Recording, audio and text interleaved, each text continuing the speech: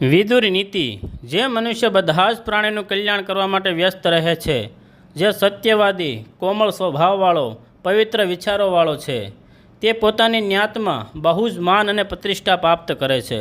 જેમ વખાણેલી ખાણમાંથી નીકળેલો તેજદાર મૂલ્યવાન હીરો સૌને ગમી જાય છે।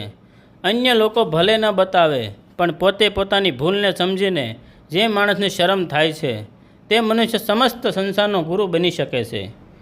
જે તે મનુષ્ય અસીમ તેજવાળો, પ્રસન્ન મનવાળો, શુદ્ધ હૃદયવાળો અને સ્થિર બુદ્ધિવાળો હોવાથી સૂર્યની જેમ પોતાનો પ્રકાશ પાથરે છે।